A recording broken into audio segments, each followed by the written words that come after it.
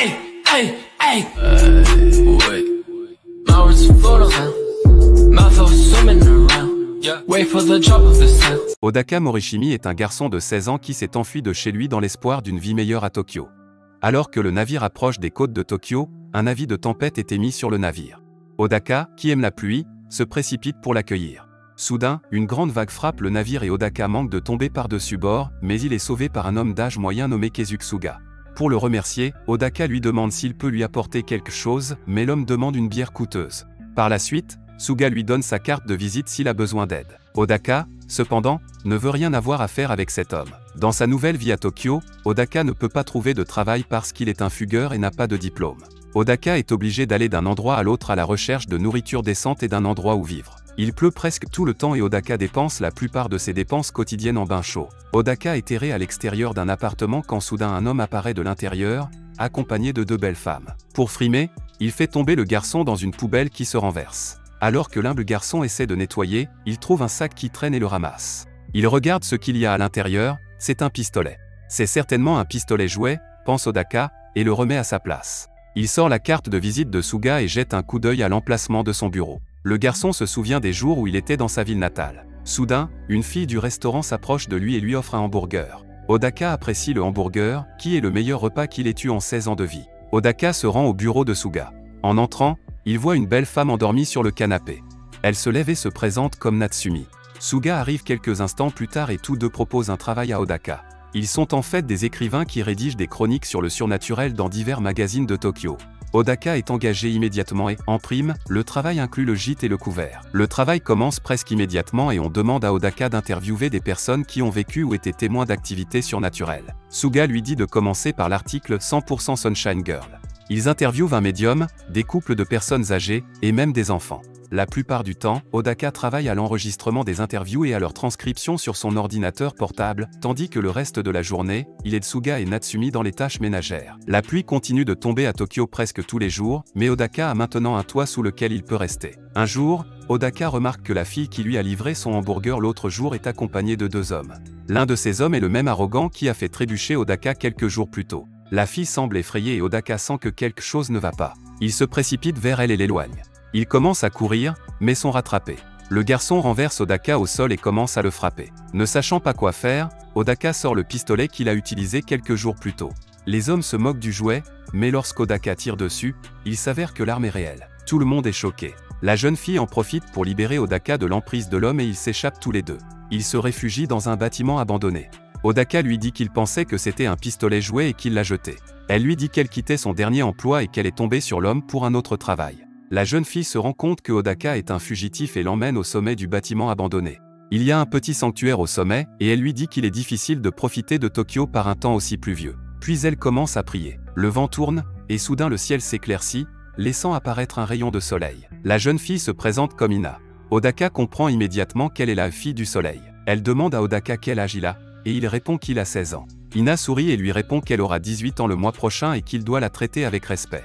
La pluie revient une fois de plus et les habitants de Tokyo commencent à voir d'étranges objets ressemblant à des poissons qui accompagnent la pluie. Natsumi et Odaka consultent divers articles en ligne sur ce phénomène. Natsumi se souvient de ce qu'un jeune homme leur avait dit pendant l'entretien, à savoir qu'il existe un monde rempli d'un écosystème plus grand que l'océan, là-haut dans le ciel. Odaka se dirige ensuite vers la maison d'Ina, où ils avaient convenu de se rencontrer. Ina vit seule avec son frère.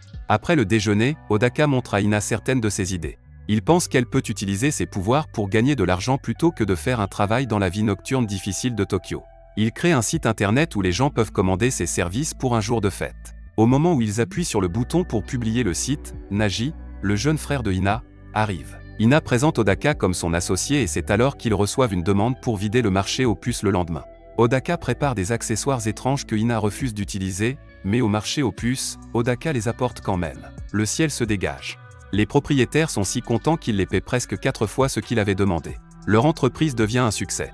Un jour, ils vont aider une vieille dame qui veut un moment de calme pour prier pour son mari décédé. Odaka se rend compte que Ina a perdu sa mère l'année dernière, alors elle accomplit elle aussi le rituel avec la vieille dame. Pendant qu'elle est occupée, Taki parle à Odaka et il se souvient soudain que la semaine prochaine, c'est l'anniversaire de Ina.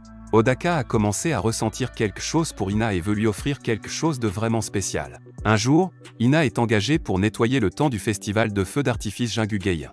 Elle fait son travail comme d'habitude, mais des journalistes parviennent à la photographier, elle décide donc de faire profil bas pendant quelques temps. Ailleurs, Natsumi continue de travailler sur l'article concernant la fille de l'été et se rend dans un temple. Ils interrogent un ancien sur les légendes et il leur raconte qu'il y a des années, il y avait une fille du soleil pour chaque village. Ces femmes recueillaient les prières des villageois et les transmettaient au monde céleste, mais elles devaient finalement payer un lourd tribut. Le lendemain, Suga, sa fille et Natsumi sortent ensemble avec Odaka, Naji et Ina. Pendant que les autres jouent, Natsumi, qui a été informé par Odaka des capacités d'Ina, lui parle de la prophétie que le vieil homme leur avait racontée. Ina se contente de regarder la vidéo mais ne parle pas. Il continue de pleuvoir à Tokyo, et l'homme qui avait battu Odaka est arrêté par la police. En fait, l'arme qu'utilisait Odaka appartenait à l'un des policiers qui l'avait fait tomber. De plus, les parents d'Odaka avaient déposé un avis de disparition. Les policiers veulent simplement savoir où se trouve Odaka. Pendant ce temps, Odaka va chercher un cadeau pour l'anniversaire de Ina et se contente d'une bague. Le propriétaire du magasin est Mitsuha, qui lui dit qu'il a choisi un très bon cadeau. Le soir, alors qu'Ina et Odaka rentrent ensemble chez eux, Odaka réfléchit à un moyen de lui déclarer son amour. Au moment où il trouve le courage de parler, des gouttes d'eau commencent à entourer Ina et Odaka, et la jeune fille commence à flotter vers le ciel. Lorsqu'elle redescend, ses mains sont aussi étranges et bleues que les gouttes d'eau. Elle est effrayée et confuse et lui raconte qu'aujourd'hui, il y a un an, elle a acquis ses pouvoirs. Sa mère était malade et elle a prié pour pouvoir profiter d'une belle journée ensoleillée et marcher aux côtés de sa mère. Par hasard, elle est tombée sur le sanctuaire du bâtiment abandonné en priant et c'est alors qu'elle a acquis ses pouvoirs de fille du soleil. La pluie à Tokyo est incessante. Alors que Odaka prend une douche chez Ina, la police arrive et interroge Ina au sujet du garçon. Ils se rendent compte qu'Ina est laissée seule avec son jeune frère, ce qui est inacceptable. Après le départ des policiers, Ina dit à Odaka que la police va revenir avec les services sociaux pour Naji, ce qu'elle ne peut pas laisser faire. Elle tend de l'argent à Adoka et lui dit qu'elle ne peut pas retourner au travail. Suga se bat pour la garde de sa fille et ne peut pas faire face à un problème juridique. Il suggère à Odaka de retourner dans sa ville natale. Odaka, attristé, revient vers Ina et il lui propose de s'enfuir ensemble. Le trio marche dans les rues pluvieuses de Tokyo et cherche un endroit où dormir. Ils offrent plus d'argent, mais personne n'est prêt à laisser les mineurs rester sans tuteur ni pièce d'identité. Les médias annoncent qu'aujourd'hui sera le jour le plus pluvieux de l'année et qu'il y a un risque croissant d'inondation. Les routes sont bientôt inondées et l'air devient plus froid. Soudain, il se met à neiger. Plus tard, ils sont arrêtés par des policiers. Ils fouillent Odaka pour possession d'une arme à feu et parce qu'il s'est enfui de chez lui. Odaka s'enfuit et dit à Ina de prendre Naji avec lui et de fuir dans la direction opposée. Ina voit les policiers maltraiter Odaka et elle ne peut pas le supporter. La jeune fille se précipite pour l'aider, mais dans sa colère, un éclair frappe le camion voisin, créant une énorme explosion. Ils en profitent pour se précipiter dans un hôtel super exclusif et coûteux. Ils prennent une douche, mangent de bons plats et chantent au karaoké. Le soir, Odaka remet son cadeau à Ina, qui est très heureuse de le recevoir, mais elle lui annonce bientôt une mauvaise nouvelle. La jeune fille lui apprend que Natsumi lui a dit que les filles du soleil sont en fait des sacrifices humains. Odaka ne la croit pas du tout, mais Ina lui montre son corps, presque déjà transformé en liquide. Elle lui dit qu'une fois qu'elle sera partie, le temps reviendra à la normale, car c'est le destin d'une fille du soleil. Odaka n'a pas de mots, mais il lui dit qu'ils resteront ensemble quoi qu'il arrive. Le lendemain, quand il se réveille, Ina est partie. La police les a rattrapés et emmène Odaka au poste de police et Naji aux services sociaux. En chemin, Odaka apprend que Ina n'avait que 15 ans et qu'elle avait falsifié sa carte d'identité pour obtenir un emploi.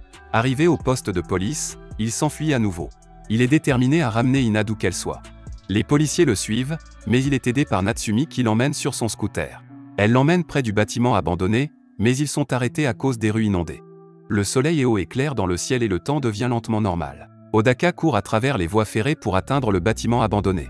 Il est arrêté par Suga, qui veut juste qu'il n'ait pas d'ennui, et aussi par la police, mais il parvient à atteindre le sanctuaire au sommet du bâtiment avec le désir de sauver Ina. Dès qu'il atteint le sanctuaire, il tombe dans le ciel et la voit.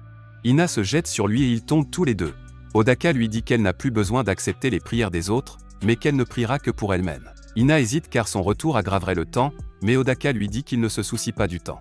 Elle est plus précieuse pour lui que n'importe quelle journée ensoleillée. 3 ans ont passé et le temps à Tokyo ne s'est pas amélioré. Après l'incident, Odaka avait été renvoyé dans sa ville natale et était en probation.